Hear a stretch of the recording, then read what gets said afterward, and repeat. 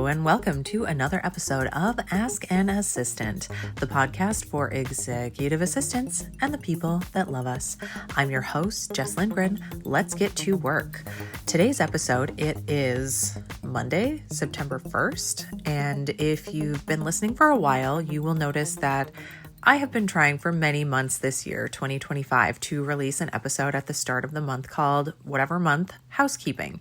There are a number of things in any given year as an executive assistant, as an office manager, as a person who is often generally in charge of kind of steering a lot of the ship in terms of like cultural things or annual reminder type things. Instead of just padding out my content calendar and re-releasing, the episodes I'm going to talk about today are 3 out of 4 September episodes. So instead of just re-releasing the exact same episodes every single year, I have decided to do a quick top of the month. Hey, it's the first of the month.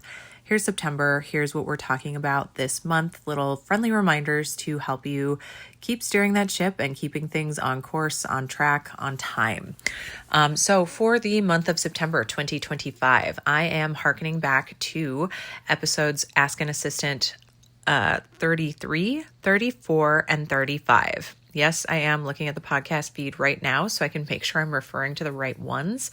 33 and 35 go hand in hand with each other. They are start planning your company holiday party now and your corporate holiday gift list. It might feel a little bit early, especially since it is the 1st of September. If you are based in the United States, it is also a holiday today. It might feel a little bit early or a little overwhelming, or a little like, oh, December is so far away. December is right around the corner. And honestly, if you are just getting a jump on planning your holiday party now and didn't do it this time last year, you are so far behind. Thankfully, for me personally, I work presently in a company of 2 people. I have worked in and executed holiday parties for much, much larger companies in my day. But if you're working with more than a dozen people, start planning your holiday party. You're going to need to be making reservations depending on the size of the group that you're hosting. You might be doing site visits. You might be doing menu development and or tasting. You might be doing booking different entertainment.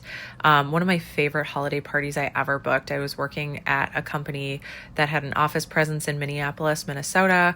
I booked out the Varsity Theater, which is a great venue. They're the best. This was also almost 10 years ago. So at the time, absolutely the best.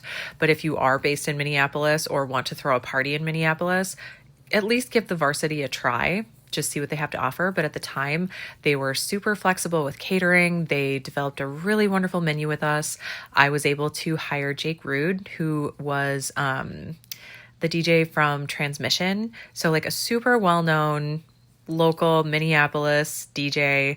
I also got for the gift for everyone a custom etched pint glass that had the Varsity logo, the Varsity marquee on the glass, and it was the same number of letters as the company name. It's on my LinkedIn profile. You can look it up. It's called Anaplan. But so ANAPLAN, same number of letters as VARSITY. So it just fit perfectly. And my plan was, had I stayed at the company, to honestly continue doing the party at the Varsity and just switching up the theme of the glass a little bit. Maybe the next year I would actually have the marquee and say, I don't know, something about it being the next year. But just one of the best holiday parties I ever planned, and just so much fun. But it takes time. It takes so much time to plan a party like that. There's so many moving pieces, and I'm very much, if you've been listening for a while, you ought to know by now, I am very no nonsense. I don't need 15 site visits, 15 meetings, 15 whatevers to make a decision. I want to get in, make a decision. My time is worth it. I don't want to save $5 a head because I took 4 more site meetings and wasted 4 more salespeople. Not wasted, but took up the time of 4 more salespeople and had people complain that I was out of the office because I was taking site visits. Pick the site, take the visit, develop the menu, get going. But even if you're very no nonsense, don't have patience for a million site visits kind of person and proposals person like me. It's still so many moving pieces. It takes so much time. It's September 1st. Start September 2nd when you're back in the office. Like really start to get those things going. And then once you find a venue or a type of party that your people like once you find things that work for your people, book that stuff as far ahead in advance as you can. There's no sense, I personally believe there is no sense in reinventing the wheel. Like I worked the same conference for like 7-8 years and they would complain like, oh, we need to be going to a different golf course. We need to go to a different hotel. And it's like, no, you don't. This is a business event. Like, sure, there is like a personal relaxation, networky component to this, but you're creating so much work for yourself by doing it somewhere else. Like, even though we did it at the same site for many years, every year I would have a whole list of like, here's the things that we could have done better. So save yourself some hassle. If you can do it at the same venue, great. If you can't do it at the same venue, at least choose a similar style of venue or like similar vibe for the party.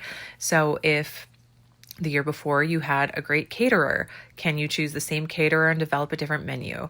If you had a great DJ, can you ask for the same DJ, but then pick a different playlist? Can you, just like try to keep things as similar as possible. Booking in advance also saves you time, effort, money, hassle, all kinds of stuff. So like start booking that holiday party now. You won't regret it. And especially if you have started to plan with an eye toward the future, your future self absolutely will not regret it. So that's a high level look at episode 33. Looking at Ask an Assistant episode 35, your corporate holiday gift list. I worked at, this was a different company. For a number of years, I worked in a private family office and we had a spreadsheet of people that we would send gifts to. So we had, John Smith would receive one basket of a level 1 and Susan Jones would receive 2 baskets, a level 2 and a level 3 basket. Like, we had price points and addresses and names and relationships and reasons. So like a little CRM kind of in spreadsheet form rather than like paying for HubSpot or whatever. I think HubSpot is a CRM. But anyway, so we had a whole big spreadsheet that every year we would evaluate and start shopping for the baskets. And it was a huge undertaking. Like it takes a lot of time. You had to involve the sales team. You had to involve the HR team. You had to involve the accounting team. You had to involve anybody, like the executive team, especially. I was executive assistant to the 3 family members in this family office. And there would be a whole list of people, old and new, or like they could go through the list and knock people off the list. Okay, we don't do business with that person anymore. Okay, they snubbed me at the country club. We're not sending them a basket this year or whatever. But even that, like getting them to sit down, I want to start it in September so I can order these things, set it and forget it. And there was a little bit of an attitude of like, oh, well, this doesn't need to happen until December. So like, why are you doing it now? And it's like, well, you get better pricing when you do this early. You get to have the satisfaction of checking it off your list and being done with it when you do it early. So find your corporate holiday gift list. Hopefully you either started a spreadsheet last year or in a previous year. If you didn't, go through all of the ordering that you did.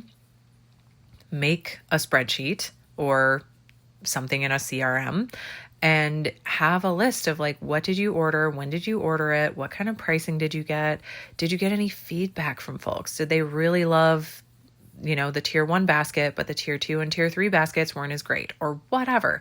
Like just help yourself have a much easier time at the holidays. Like I know it's only September 1st, but truly September, October, November, December, it's going to be here before you know it. And just every little thing that you can take off of your December plate now, your future self is going to thank you for it.